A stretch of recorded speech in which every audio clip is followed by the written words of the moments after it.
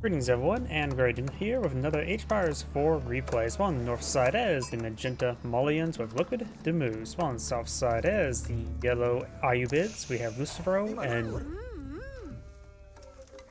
this map of course has quite a bit of gold in the center, especially this variant. There's a massive amount of gold, 8 large deposits. Most combat will devolve around the center of the map. Let's see, if we look over here, he does have both the coin and stone deposits behind, as well as a berry, so this seems like a good map tradition for yellow. His deer is off the side, but nothing can be perfect. The Malian player, we do have both two small stone deposits next to a small deer deposit. But I don't know if Malians can or can't collect up ore, because they do have imams suggesting they're Islamic. He does have deer and berries behind here. Seems like, in my opinion, yellow did roll better overall with the map generation. But that is more or less a small aspect, since most conflict tends to not to evolve on the resources, in my opinion, in this map. Usually just falls like in the center sides or in the center of the map. Not really all. Don't really see actually a whole lot of people rush on this map. Am I going crazy about that? Also, I need to adjust my microphone. Please give me one moment. My apologies if that made any sound. Usually touching my microphone just causes a lot of extra sound. Oh yeah, I have to select this. We do have the economic growth, so we're getting 3 additional villagers for the Ayyubids. And I think I need to adjust my microphone again. There we go. Yeah, I need to adjust how everything's set up a little bit better. Where my camera is for tracking purposes, and where my microphone is, because right now I have the camera below my monitor. Because I like the overall better performance there, but does sometimes interfere with how my what's it called, microphone is. This will of course give the Ayyubid player a nice little bump into initial villagers. 3 additional villagers can go a long way, and the castle age faster reduced resources is very nice. We're probably going to see some sort of fast castle for the Ayyubids, I'm guessing. The mining player is going for another mining pit over here, of course. Going to various economic upgrades, going for all the basic economic goods upgrades, while the Ayyubid player only has basic food collection, and now going for wheelbarrow. And now we do have a stable, nice little high ground there. The formation action made it a bit more pointy and more rigid. That little mountain, that little mound. We've got some cows now going on out in the field. And the amount of gold in this map, this may be good for map of the Planvia garrison. But it looks like it is eyeing for probably the Grand Fulani Corral right here. I'm guessing based on the existing cattle ranches. We do now have, oh yep, look away for a culture wing advancement for the faster deployment time. We do now have a desert raider now pulled on out. Time for a bit of harassment.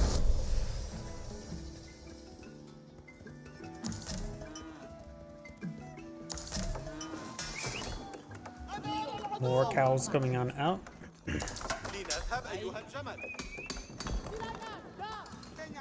Now we got the villagers getting hit there. He does have one Donzo, not hardened Donzo, so does have a bit of damage here. Of course, the javelin throw does do bonus damage. He just got the hardened Donzo research. Trying to send the villagers there. Donzo's going to be pursuing the Desert Raider. Desert Raider has 7 range damage. You can't say take time to pick off a cow, but one, they got garrison right there. The cows do have decent amount of health. That does not appear to be enough space for the Grand Fulani Corral. Am I crazy? I think it needs one more tile. Maybe I'm mistaken. Ghost can hit once again. Over here, just got the scout just getting some minor pokes there. Overall, right now the Ayyubid player is going for Gilams, Camel Lancers, no more Desert Raiders, going for Dervish to pick up the relics, more cows. And now got some Gilons as well as the Camel Lancers engaging. At this point in time, he probably needs to go for some Musfati Warriors to engage the Gilons. The Donzos will be able to engage the Camel Lancers. Gilons are taking quite a bit of hits there. But it will take quite a bit of use. It does have 4 range armor, so the town centers will do extra damage.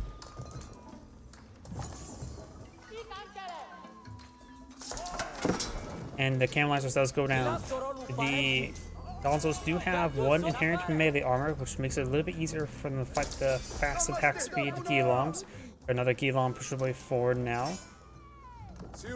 And now also got some Musfati Warriors now mixed on in.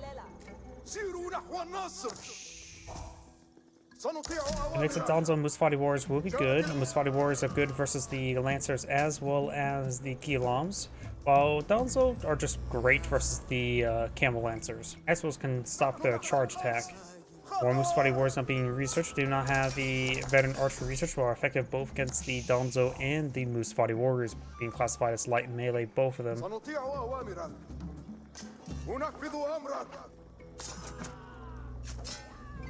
Getting some damage onto this unit.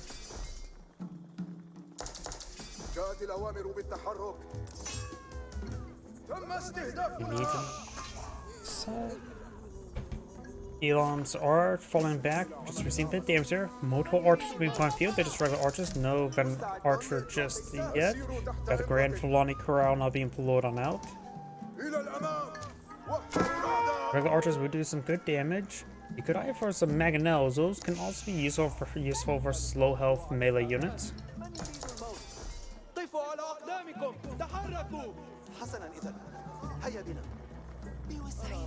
No scout in this region, so he does have trouble seeing out of the bush. Small volley there, and now the rest of these forces are trying to pursue. We do now have this Camel Lancers trying to find some villagers.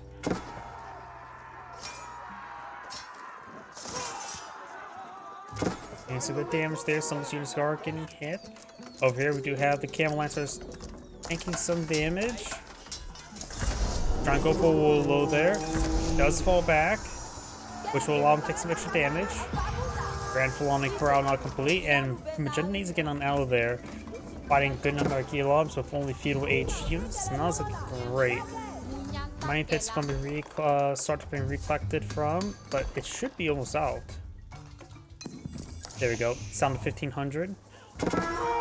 Musfati Warriors and Donzo falling back with the veteran Donzo, veteran Musfati Warrior, as well as some range armor upgrades.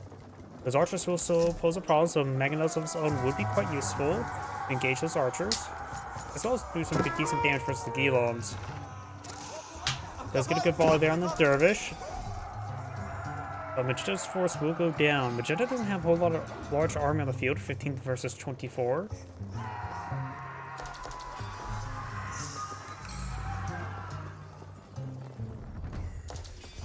Magenta's still running around. Yellow's now peeling some units off to engage Spawn's base.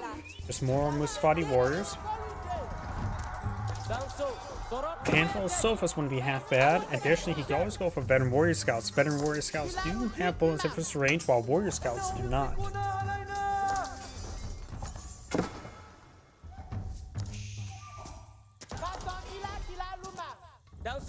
Veteran Donzo will go down, does not take an archer out there.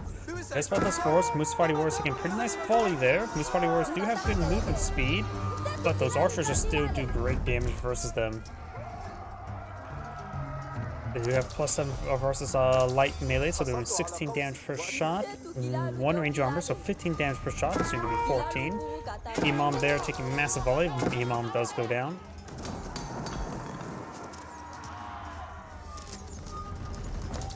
Musfati Warriors. Oh, looks like they're camouflaging way forward. I see that glow effect there. It's the same effect that you saw in the bush. So it looked like that was a camouflage assault there.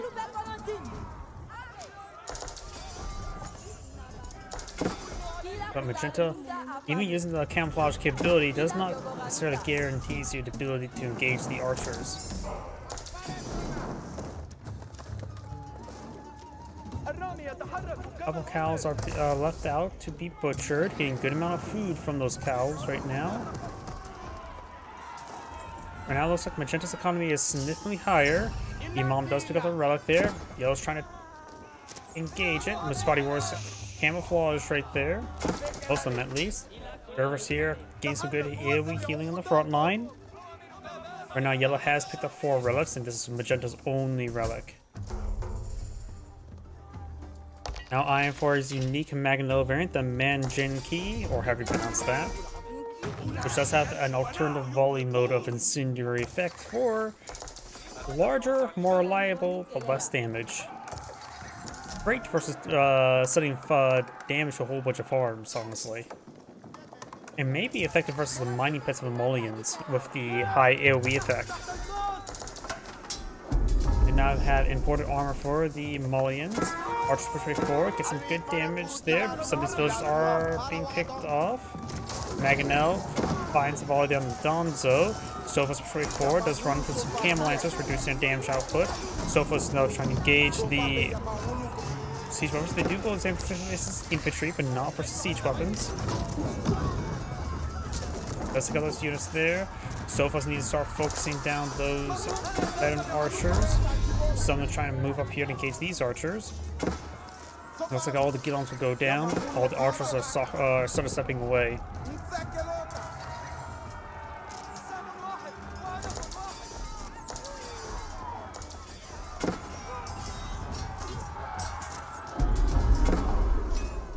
Whoops. Apologies. Hit my microphone once again.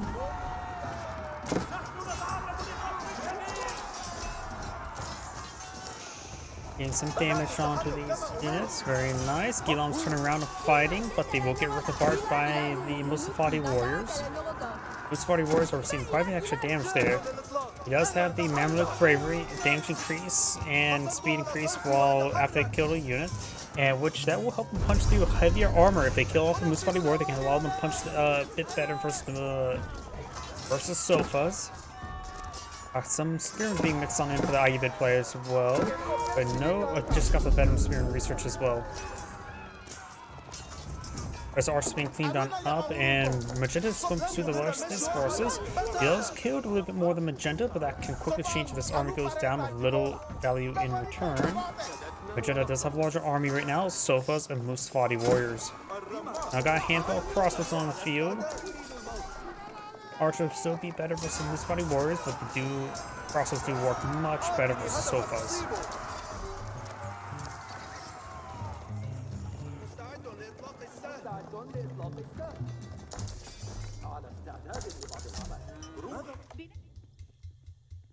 Both second sites have been catched up by Yellow.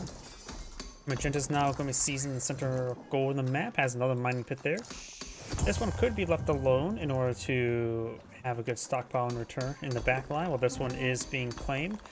And okay, there is a proper amount of housing around this one. The cattle ranch is not in the way. The amount of villagers on this deposit here, maybe a good idea to go get rid of a house and go for another mining camp. The line player has a bit of food, not much wood or gold to work with. And his opponent does have plenty of gold, and some wood, but not a whole lot of food. Wonder. No, Age of the Mode, go transition to some farms. Grand Fulani Corral is providing all the food that the Malian player needs at the moment. 8 villagers on food, nothing too significant, but he can start getting more natural sources of food rather than relying on the cows, such as the deer or berries if he so chooses.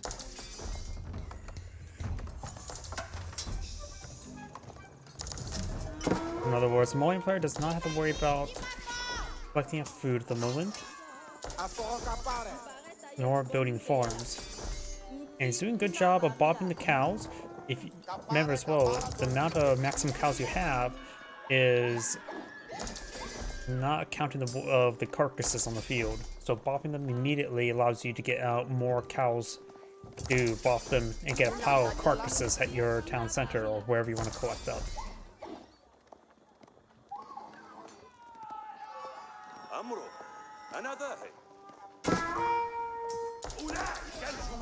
The villager does go down there. Dale's killed off 8 villagers right now. His opponent has killed off 0. So that may change very, very shortly.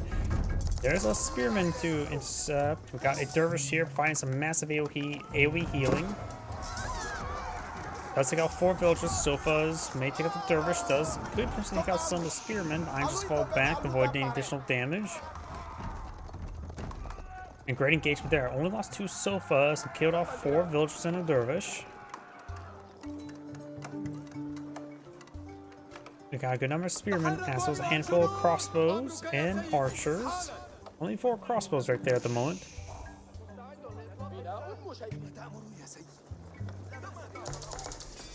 Now I got the poison arrow research for the Malian player. He may be on. Oh, got also the warrior scout research. Oh, just to upgrade the single scout.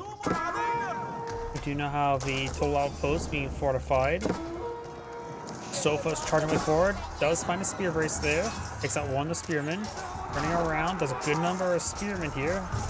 Most body warriors will beat spearmen in 1v1 combat. However, there's a good amount of archers here to support, and Sofa simply just can't engage with this many number of spearmen. Making another dangerous advance there. Most body warriors camouflaging the way forward. Managed to flank the archers and crossbows, surrounding them from all angles there. Now the archers don't have their range advantage. They do still have the bonus damage as an advantage, but Yellow's forces completely surrounded thanks to the ambush. However, Magenta's force is also disintegrating quickly. Got a great AoE healing there by the Dervish. Dervish does go down there. Mameluke Bravery does give quite a bit of damage there. Yellow is holding. Mustafati Warriors being reinforced. Got a couple of Malian archers now on the field. Some of these Mustafati Warriors are queued in a direction. And Yellow's forced to fall back thanks to Magenta's reinforcements. That was a great engagement there from Magenta. However, I feel like Magenta did lose more there. Currently, Yellow has killed off more than Magenta. Even with that great engagement, your ranged forces were still very good for the Ayyubid player. So he did not come out of that battle unscathed, that's for sure. Rolling plants now almost have enough stone for a keep. That's probably a good idea to get a keep out in this region. Quite a bit of gold here. This one's going for some batting rams. More archers will be useful. And those fighty warriors. Oh, now we got the Tower of the Sultan. Tower of the Sultan does have a great siege ram attack. Let's see. I rarely ever see these things. 600 damage, 8 attack speed, so it's slow, but hits hard. And does have a handful of arrow slits. I can't remember the stats of those. And I think there's, what, 4 of the arrow slits?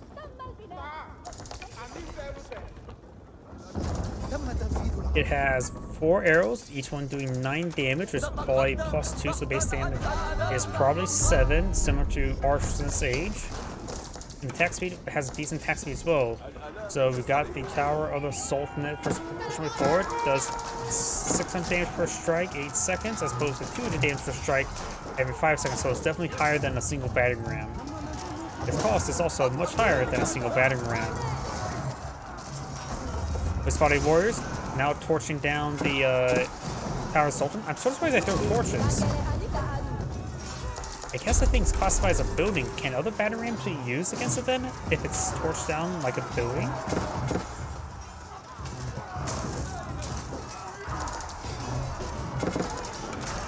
Archers getting some good damage. Magenta should hold out, so the total outposts go down, but those are expendable. And Yellow does back of the game there, losing all that force. This is Great saying, thank you for watching, and on to the next replay.